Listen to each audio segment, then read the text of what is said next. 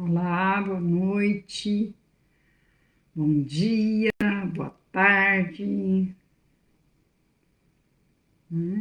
Precisamos dar bom dia, boa tarde, boa noite para quem nos acompanha neste momento, né? Neste momento, são 19 horas. Vamos elevar o nosso pensamento ao Mestre Jesus, aos benfeitores amigos que nos acompanham neste Evangelho no Lar, agradecendo, Mestre amado, por todas as bênçãos que recebemos nesta semana, por todo o aconchego, por todo o carinho, pelo teu olhar amoroso para todos nós, teus irmãos menores. Mestre Jesus, dá-nos a força e a coragem necessária para continuarmos a caminhada terrena, sem lamentar, sem reclamar, pelos reveses que se apresentam nessa jornada. Cuida de nós, Mestre Jesus, e coloca um medicamento nas nossas águas, para que todo aquele que desta água beber com fé possa sentir o alívio ou a cura, se for do nosso merecimento, se for este um momento propício para tal. Cuida de nós, Mestre amado, e fica conosco em mais este Evangelho no Lar. Que assim seja. Hoje nós vamos falar sobre o capítulo 13, item 13, falando de Cáritas, né? Cáritas falando sobre a caridade, né? Então vamos lá. Como sempre trazemos do livro Vivendo o Evangelho, que é uma psicografia de Antônio Baduy Filho pelo Espírito André Luiz. André Luiz sempre nos auxiliando no entendimento desses temas do Evangelho. E a esse respeito, desse item 13, André Luiz diz o seguinte: teu encontro. Encontraste famílias ao relento, sofrendo a inclemência do temporal e, porque não pudeste erguer a moradia a tantos deserdados, te enredaste no espinheiro da revolta. Encontraste velhos solitários gemendo no catre da agonia e, porque não pudeste socorrer a tanto infortúnio, mergulhaste no clima de intolerância. Encontraste bebês doentes, contorcendo-se no colo de mães aflitas e, porque não pudeste aliviar a dor de tantos enfermos, te fechaste no silêncio da amargura. Encontraste mendigos cobertos de feridas, rogando o favor da esmola e, porque não pudeste resolver tanta miséria, te envolveste no manto da indignação. Encontraste crianças sem lar, vagando pelas ruas entre perigos e lágrimas, e, porque não pudeste evitar tanto abandono, acendeste a fogueira da tortura. Encontraste maltrapilhos, tremendo de frio no inverno rigoroso, e porque não pudeste obter agasalho suficiente para tanta nudez, te atiraste ao abismo da raiva. Encontraste famintos trôpegos, suplicando pedaço de pão e, porque não pudeste dispor de alimento para tanta fome, te escondeste na sombra do desespero. Encontraste infelizes sem recursos, implorando de porta em porta a migalha de apoio e, porque não pudeste atender a tanta necessidade, sucumbiste à explosão de cólera. reações despropositadas diante do sentimento de impotência que a penúria desperta. Quase sempre são disfarces para fugir ao compromisso de ajuda ao próximo. Não tenhas a pretensão de fazer tudo a todos. Nos caminhos da caridade, não tem importância realizar muito ou pouco. O que importa é a iniciativa determinada em favor de alguém. Teu encontro com a dor alheia é também o encontro com o Cristo, que ali está à tua espera, a fim de que te movimentes no socorro providencial. Faz o que puderes e Jesus multiplicará teu gesto de amor. Então é bem interessante, né? Tudo que André Luiz nos fala. Às vezes, por encontrarmos algum obstáculo, nós desanimamos, né? Tudo que fala aqui, para muitos de nós, são grandes verdades, porque nós não podemos desanimar. Nós não podemos nos revoltar porque não conseguimos ajudar a todos. Vamos pouco a pouco, né? O pouco que fizermos já ajudaremos. E a pouca caridade que fizermos, com certeza constará no livro lá do nosso Pai Maior, né? Diz assim no capítulo 13 do Evangelho segundo o Espiritismo, item 13. Chamo-me caridade. Eu sou a principal estrada que conduz a Deus. Segue-me, pois sou o fim a que todos deveis visar. Fiz essa manhã minha jornada habitual e, coração aflito, venho dizer-vos, meus amigos, quantas misérias, quantas lágrimas e quanto tendes a fazer para enxugar todas elas. Em vão tentei consolar pobres mães. Dizia-lhes ao ouvido: coragem, há bons corações que velam por vós. Não sereis abandonadas. Paciência, Deus existe. Vós sois suas amadas, suas eleitas.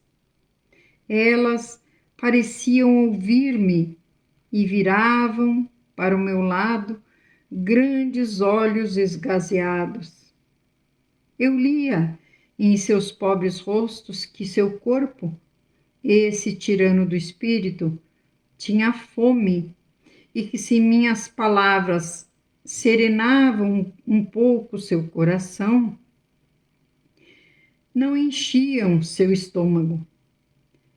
E voltava a repetir: coragem, coragem.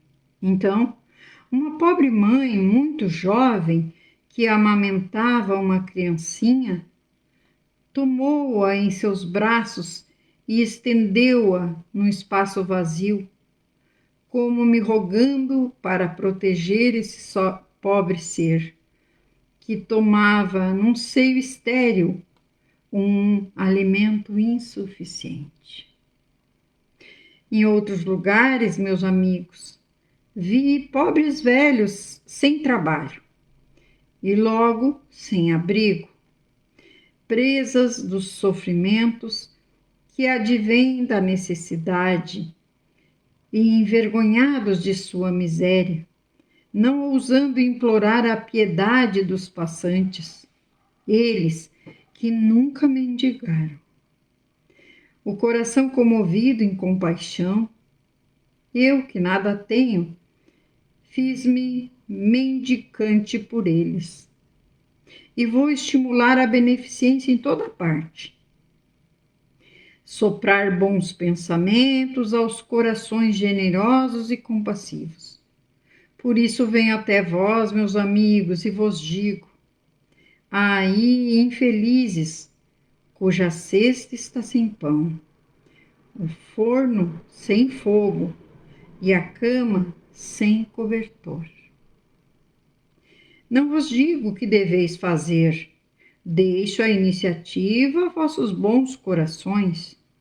Se vos ditasse a linha de conduta, não mais teríeis mérito em vossa boa ação.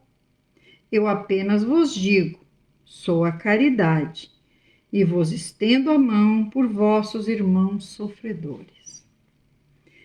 Mas se peço, também dou, e dou muito.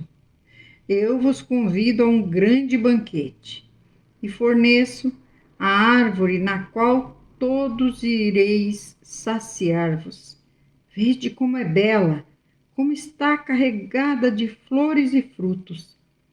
Ide, ide e colhei.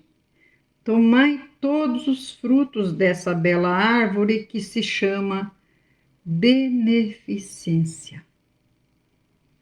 No lugar dos ramos que tomardes, porei todas as boas ações que fizerdes, e levarei essa árvore a Deus, para que novamente Ele a carregue, pois a beneficência é inesgotável.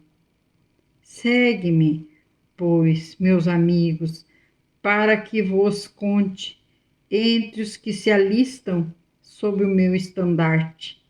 Não tenhais medo, eu vos conduzirei ao caminho da salvação, pois eu sou a caridade. Isso nos disse Caritas, que foi martirizada em Roma, em Lyon, 1861. E aí, vamos lá, depois dessa fala tão linda, triste, tão verdadeira e emocionante. Nos diz assim o nosso roteiro sistematizado. A quem cabe socorrer os necessitados? Além do Estado, a quem incumbe essa responsabilidade, cabe a todos nós socorrermos os necessitados, sobretudo aqueles irmãos que estão mais perto de nós. A ajuda aos nossos irmãos independe da condição social e econômica de quem ajuda. Oh, meus amigos, que de misérias, que de lágrimas, quanto tendes de fazer para secá-las todas? O infortunado pela miséria não é vítima da própria indolência? Nem sempre. Na maioria das vezes, são espíritos em provações dolorosas, que não conseguem evitar a miséria nem superá-la, necessitando do nosso auxílio fraterno. Vi pobres mães cujos filhos passavam privações. Vi pobres velhos sem trabalho, eles que nunca mendigaram, e implorar a piedade dos transeuntes. Como devemos agir ao socorrer os necessitados? Procurando fazer por eles o que gostaríamos nos fosse feito se estivéssemos em igual situação, agindo sempre discretamente, com respeito e amor. Não vos digo o que deveis fazer, deixo aos vossos bons corações a iniciativa. Se eu vos ditasse o proceder, nenhum mérito vos traria a vossa boa ação. É importante a gente lembrar, né, que muitos de nós deixam de praticar atitudes de caridade por achar que é muito pouco, né? Mas não.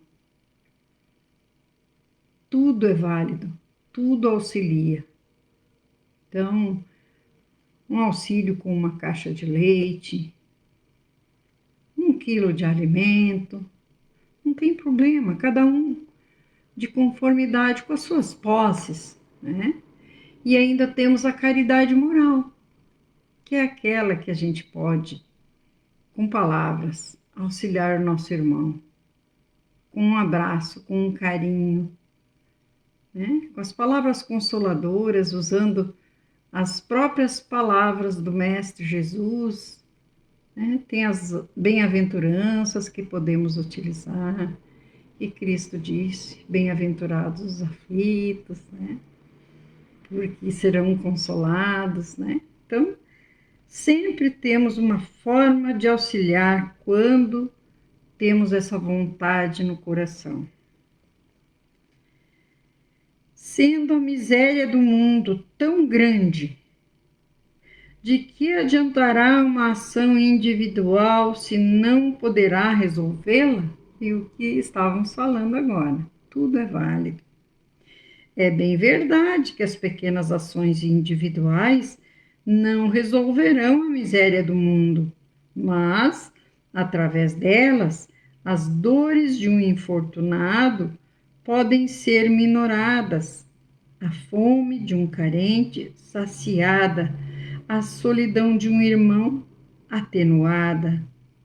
Não pretendemos acabar com a miséria do mundo, mas contribuir para minorá-la, fazendo nossa parcela de caridade, por menor que seja, e da melhor maneira possível, sem nos importar com a dos outros.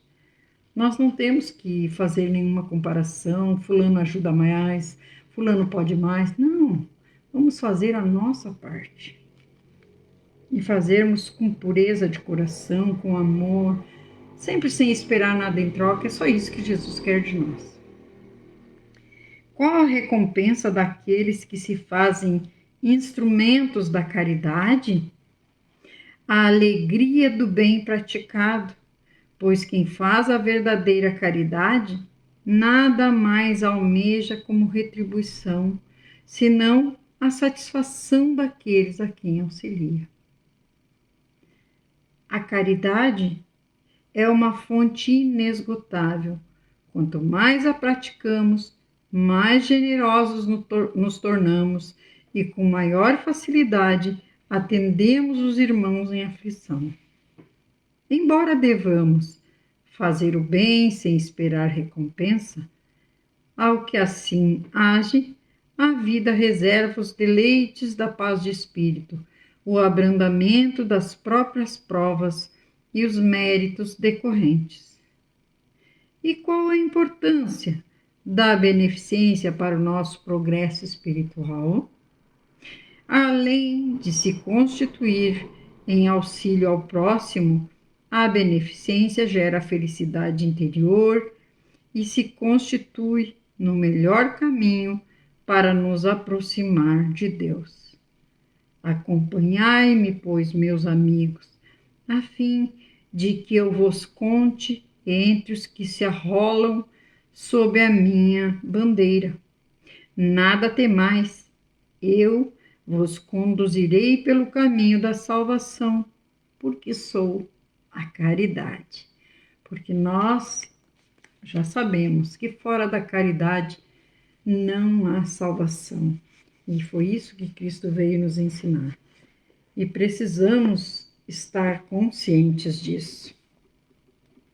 E diz assim, no item 14, há muitas maneiras de fazer a caridade, que muitos dentre vós confundem com a esmola. No entanto, há aí uma grande diferença. A esmola, meus amigos, é útil algumas vezes, pois alivia os pobres, mas quase sempre é humilhante para quem a dá e para quem a recebe. A caridade, ao contrário, liga o benfeitor e o beneficiado, e além disso, disfarça-se de tantas maneiras.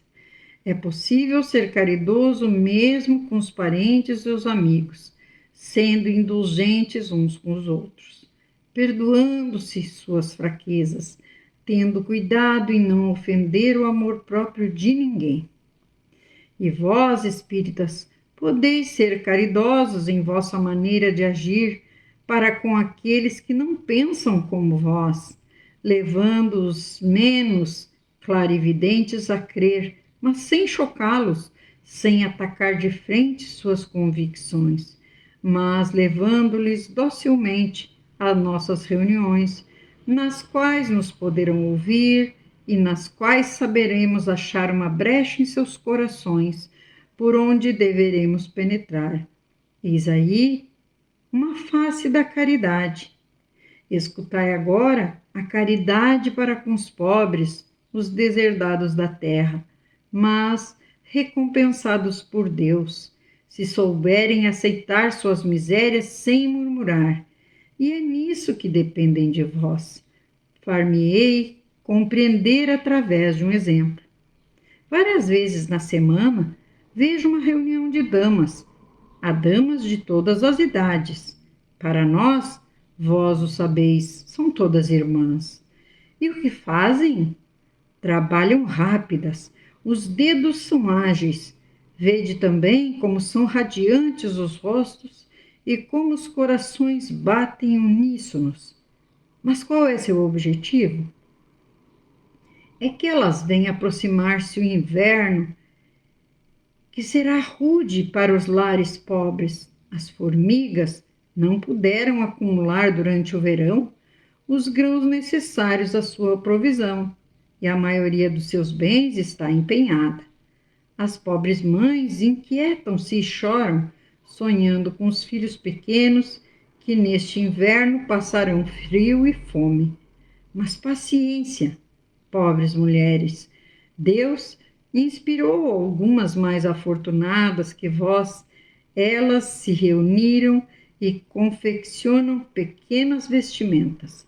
Mais tarde, num destes dias que a neve cobrirá o chão e que vós murmurareis dizendo: Deus não é justo, pois é a fala costumeira dos que sofrem, então vereis aparecer um dos filhos dessas boas trabalhadoras que se fizeram as operárias dos pobres. Sim, é por vós que elas assim trabalham, e vosso murmúrio se transformará em bênção, pois no coração dos infelizes o amor segue bem perto do ódio. Como é preciso um encorajamento para todas essas trabalhadoras, eu vejo as comunicações dos bons espíritos chegarem-me de todas as partes. Os homens que fazem parte dessa sociedade também trazem seu concurso, fazendo uma dessas leituras que tanto agradam, que nós, para recompensar o zelo de todos e de cada um em particular, prometemos a essas operárias laboriosas uma boa clientela, que lhes pagará dinheiro contado em bênçãos, única moeda que tem curso no céu. E asseguramos-lhes, além disso, e sem medo de estarmos avançando muito, que essa moeda não lhes faltará. Também Caritas nos trouxe essa mensagem tão linda, da força que recebem aqueles que estão envolvidos com a caridade, né? O plano espiritual sempre auxiliando a quem quer auxiliar. E nos diz assim o roteiro sistematizado: qual a diferença entre a caridade e a esmola? A diferença está na maneira como se pratica uma e outra. A esmola é quase sempre humilhante, tanto para o que dá como para o que recebe. A caridade, ao contrário, se disfarça de mil modos para evitar vexames e liga fraternalmente o benfeitor ao beneficiado.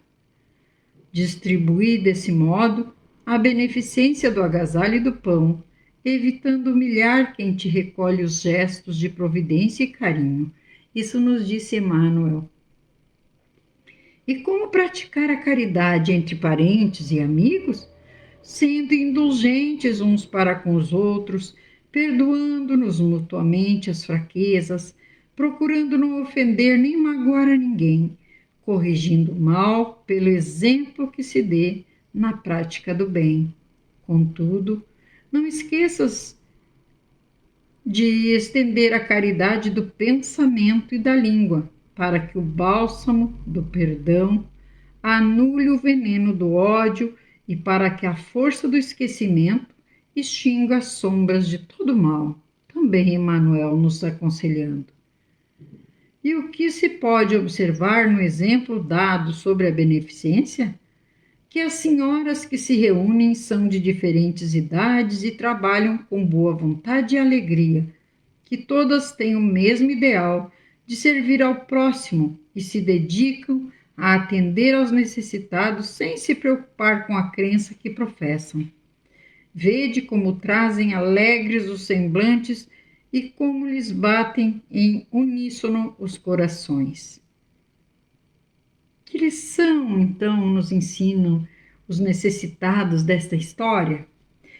Que devemos ter sempre esperança e paciência, quaisquer que sejam as nossas dificuldades, pois a misericórdia de Deus não tem limite, e chegará o dia em que os nossos lamentos se transformarão em bênção. Através da prática da caridade, tornamo-nos instrumentos da misericórdia de Deus para atenuar o sofrimento do nosso irmão. E de que modo os espíritos superiores auxiliam as benfeitoras da história? Acompanhando-lhes o trabalho, trazendo-lhes encorajamento e inspiração, transmitindo-lhes ânimo para prosseguirem na tarefa e providenciando-lhes novos necessitados que as recompensarão em forma de bênção. E nós, como podemos praticar a caridade no nosso dia a dia? Estendendo nosso afeto, compreensão, paciência e perdão àqueles com quem convivemos mais de perto, auxiliando sempre os irmãos necessitados, não apenas com bens materiais, mas com as riquezas do nosso coração. A indulgência, a piedade, o perdão, os conselhos, a paciência, o respeito e a renúncia são atos de benefício ao próximo que não envolvem bens materiais e cuja prática está ao alcance de todos. Assim, vamos encerrando mais um Evangelho no Lar, lembrando que temos atendimento fraterno pelo Messenger, lembrando que temos as irradiações diárias. Se você quiser oração por alguém conhecido, por um ente querido, é só colocar o nomezinho no Messenger para mim, tá bom? Então vamos encerrando com as nossas águas já, agradecendo a esse mestre de amor, agradecendo ao nosso Criador, à nossa Mãe Santíssima, aos nossos anjos de guarda, esses trabalhadores incansáveis da tua seara de amor, Mestre Jesus. Que possamos todos ter uma semana produtiva em todos os segmentos do bem. Que possamos beber a nossa água com fé e sentir o alívio para aquela dificuldade, aquela dor ou enfermidade que estamos passando neste momento. Que a tua luz, Mestre Jesus, nos ilumine em mais uma semana que inicia, iluminando o nosso caminho, a nossa mente e o nosso coração, para que a tua alegria, a tua paz e o teu amor, que hoje nos contagia, possamos nós também contagiar a todos que estiverem em contato conosco. Cuida de nós hoje e sempre, Mestre Jesus. Que assim seja. Até o próximo domingo. Um beijo no coração. Nós só estaremos fazendo o Evangelho se Jesus permitir. Até lá.